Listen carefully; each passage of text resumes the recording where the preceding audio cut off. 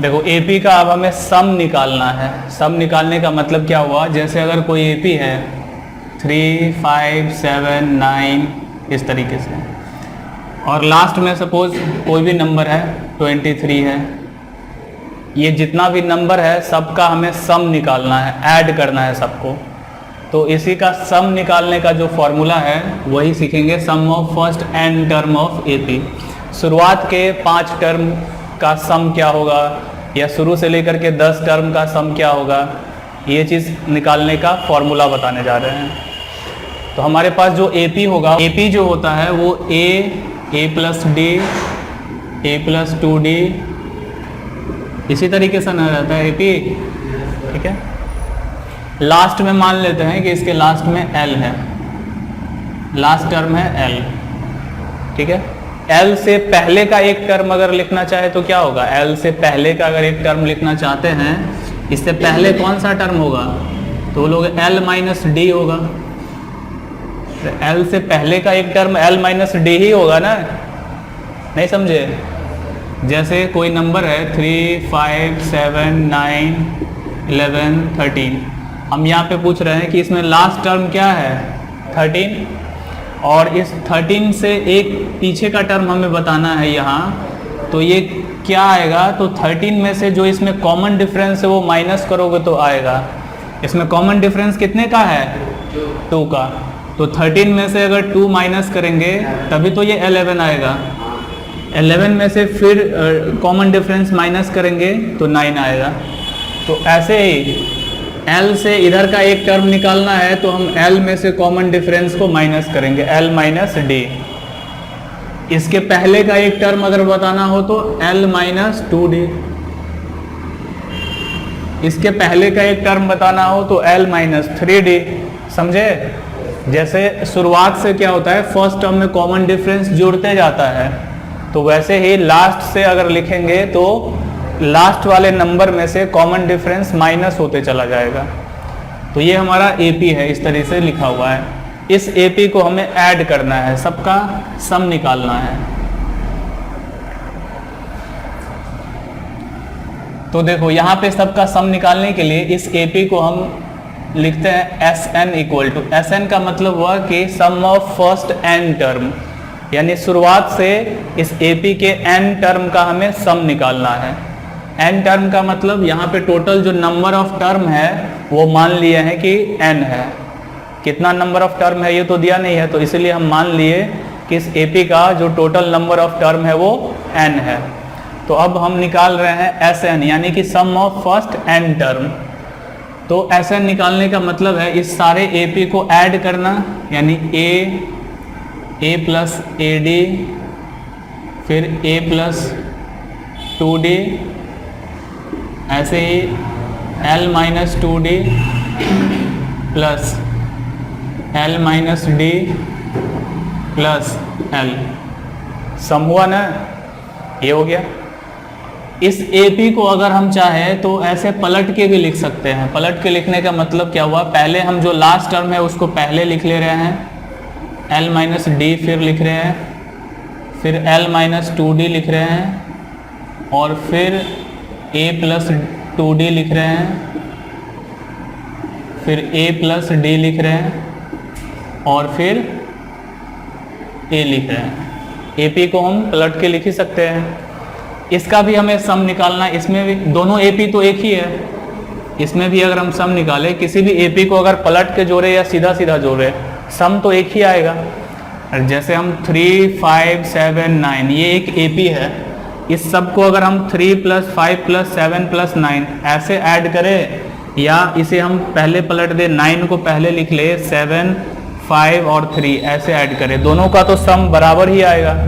तो हम क्या किए, यहाँ पे जो AP था उसको एक बार सीधा सीधा ऐड कर रहे हैं और एक बार इसको ऐसे पलट के ऐड कर रहे हैं, पलट दिए। अब इसका सम लिखेंगे तो L plus L minus D, L minus 2d, a plus 2d, a plus d और a, यही होगा कि नहीं, समझ गए। अब अगर यही है, अब यहाँ पे हमारे पास दो Sn है, ये और ये इस दोनों को अगर हम ऐड करें, जो फर्स्ट वाला इसको हम फर्स्ट इक्वेशन मान ले और सेकंड, इस दोनों को अगर हम ऐड कर दे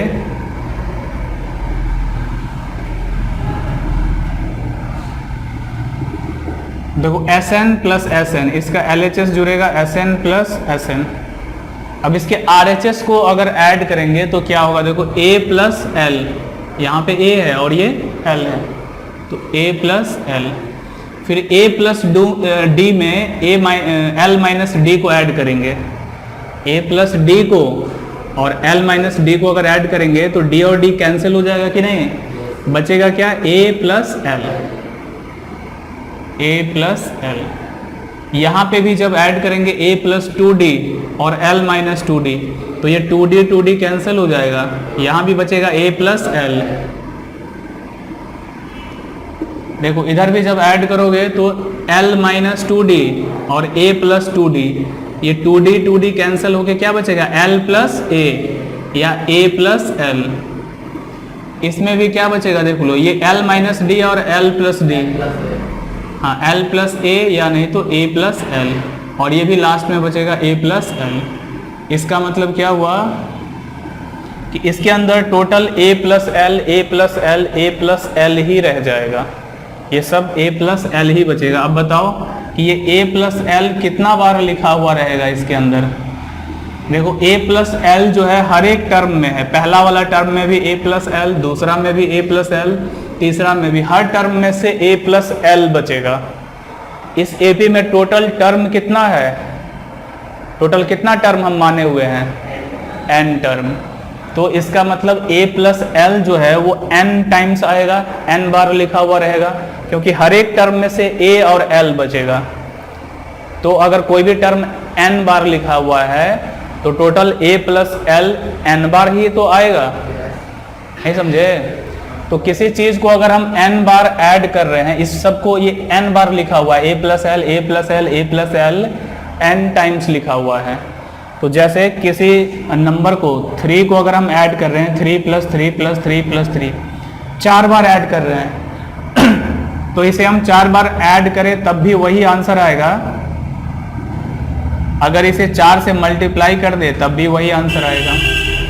यानी किसी नंबर को जितने बार हम ऐड कर रहे हैं, हम अगर चाहे तो उसी नंबर से मल्टीप्लाई भी कर सकते हैं। अगर कोई बोलेगा कि 5 को 50 बार ऐड करो, 5 प्लस 5 प्लस 5 ऐसे 50 टाइम्स ऐड करो, तो हम उतना ना लिख के हम डायरेक्ट 5 को अगर 50 से मल्टीप्लाई कर देंगे तो हमारे पास वही आंसर आ जाएगा।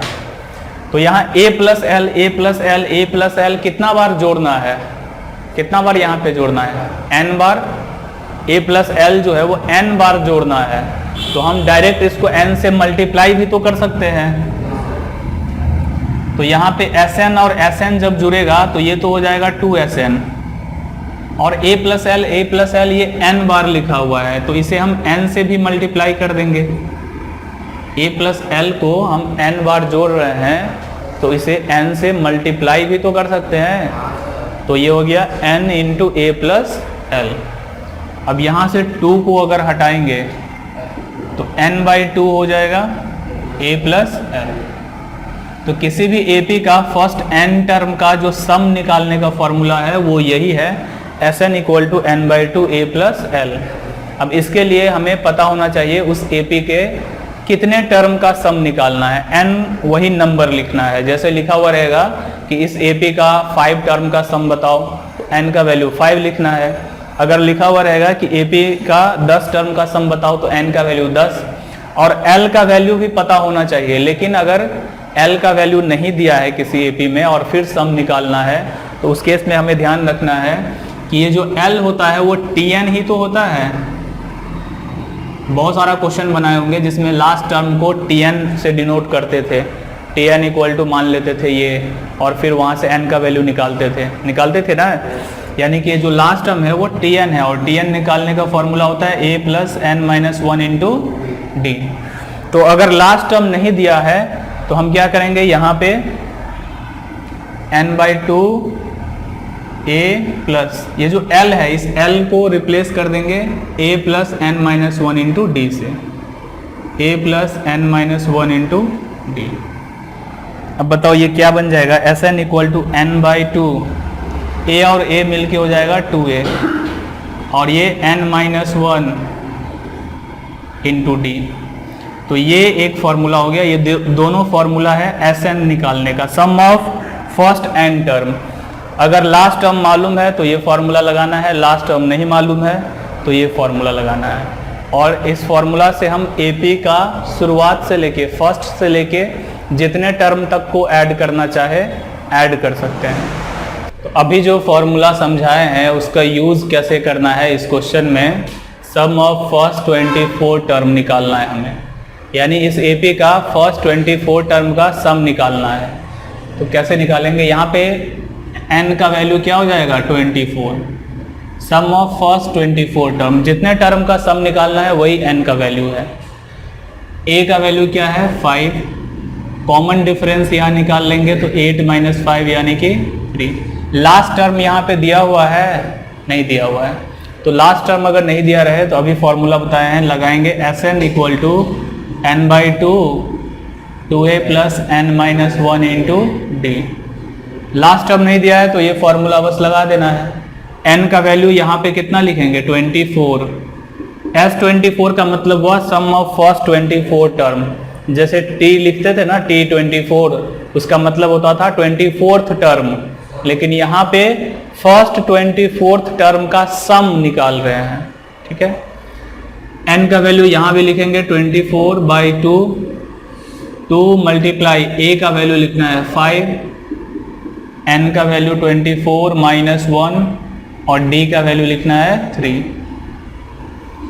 इसको कैंसिल करेंगे तो 12, ये हो जाएगा 10 प्लस 23 इंटू 3, तो 12 और ये दोनों 10 प्लस 69